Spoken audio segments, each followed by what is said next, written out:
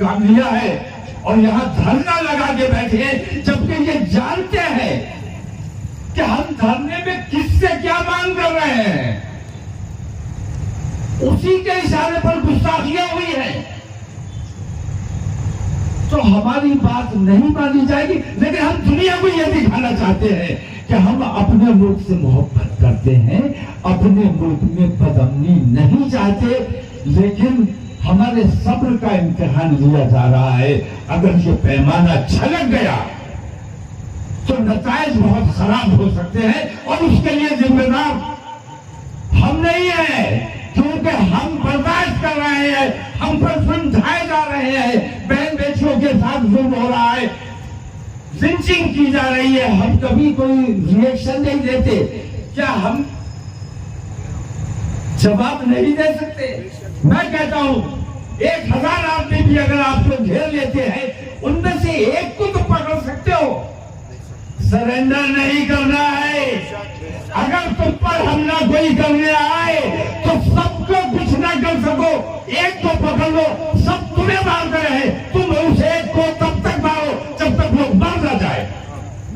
अपनी हिफाजत करने का हमें अख्तियार है, मुल्क का संविधान हमें अख्तियार देता है और अपने मोहल्ले की, अपने मुल्क की, अपने खानदान की, अपने आबा व अजदाद की हिफाजत करने के लिए अगर हमें अपनी जान देना पड़े तो कदम पीछे नहीं हटाएंगे और जान देना पड़े तो कदम पीछे नहीं हटाएंगे। मैं हुकूमत हिंद से मांग करता हूं, धरना आपने दिया, बहुत अच्छा किया।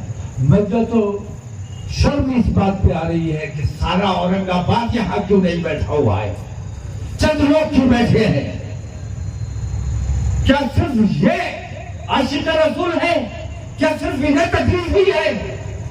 सारा औरंगाबाद अगर बैठा होता तो कुछ असर होता, और सारा औरंगाबाद क्या, सारा हिंदुस्तान जमा होना चाहिए और सारा हिंदुस्तान इंशाल्लाह जमा किया जाएगा। हम ये कोशिश कर रहे हैं कि इन तमाम बेईमानियों के खिलाफ, इन तमाम जुल्म और सितम के खिलाफ, जिस तरह आप यहाँ आज धरने पर बैठे हैं, हम कल दिल्ली में धरने पर बैठेंगे, तारीख का ऐलान किया जाएगा और पूरे मुल्क से हम 20 करोड़ है या 30 करोड़ है इस बात में नहीं जाता, हम जितने भी हैं, अगर सिर्फ 1% घर से निकल आए, दिल्ली कुछ करने का ऐलान किया, हाथ में तिरंगा लेकर अपने मुल्क की मोहब्बत का इजहार करते हुए, नरेंद्र मोदी जब तक इस्तीफा नहीं देगा तब तक धरना खत्म नहीं किया जाएगा। बताओ ठीक है क्या? उसी की सरपरस्ती में ये सारी बेईमानियां हो रही है। हम अपने मुल्क से मोहब्बत करते हैं, इसलिए हम चाहते हैं कि नरेंद्र मोदी जो हमारे मुल्क को नुकसान पहुंचाने का काम कर रहा है, पूरा मुल्क बेच दिया, अब उसके पास कुछ नहीं बचा तो औकाफ पे नजर आ गई।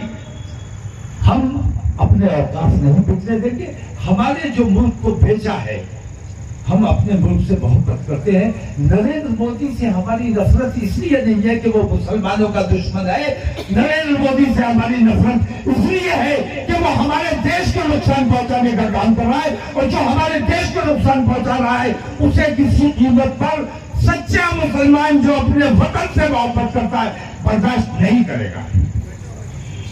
तो आप लोग यहाँ जैसे बैठे हैं, इंशाअल्लाह पूरे मुल्क से मुसलमानों को और सेकुलरिज्म में यकीन रखने वाले, हिंदुस्तान के आइन में यकीन रखने वाले, आइन से मोहब्बत करने वाले तमाम लोगों को दावत दी जाएगी, आप लोगों को इत्तला की जाएगी। इंशाअल्लाह उस तारीख में तमाम लोगों को यहां से चलो, यहां से दिल्ली तक जान हो, तब तो तुम आशिक रसूल, इश्क़ रसूल का इजहार करना आसान काम नहीं है।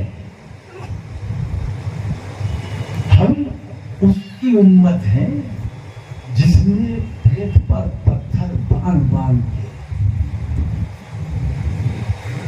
अपनी उम्मत के लिए कितनी मेहनतें, कितनी कुर्बानियां दी हैं। उस नाम पर हम जो कुछ भी कर सके, हुक्म है जान दी हुई उन्हीं की थी, हक तो ये है कि हक अदा ना हुआ।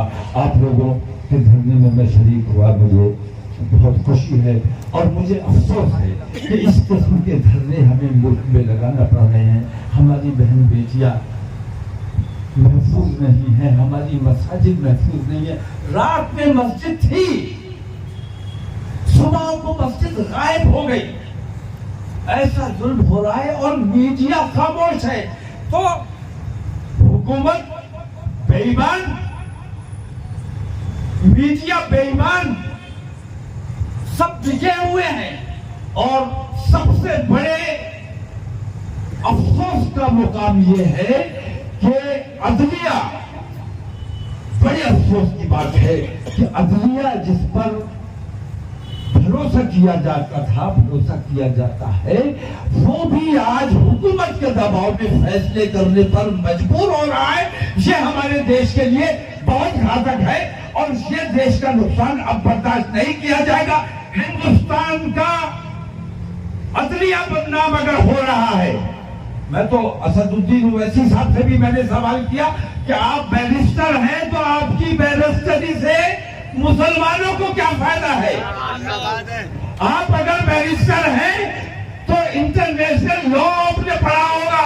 आपको चाहिए कि मुल्क में जो बेईमानियां हो रही है, जो जुल्म सितम हो रहा है, जो नाइंसाफियां हो रही है, अगर कोर्ट नाइंसाफी कर रहा है तो अपर कोर्ट में जाने का कायदा है, हमारा हक है। और अगर यहाँ के कोर्ट हमारे साथ बेईमानी कर रहे हैं तो हमें इख्तियार है, हमें इंटरनेशनल कोर्ट ऑफ जस्टिस में जाना चाहिए। तो असदुद्दीन ओवैसी साहब से मैं मांग करता हूं कि उन्होंने अभी तक इस तरफ तवज्जो नहीं दी। आप इंटरनेशनल लॉ पढ़कर आए हैं तो आपकी बैरिस्टरी से मुसलमानों को कोई, तो जो भी है मुसलमानों पे बोझ मत बनो, मुसलमानों का बोझ कम करने की कोशिश करो।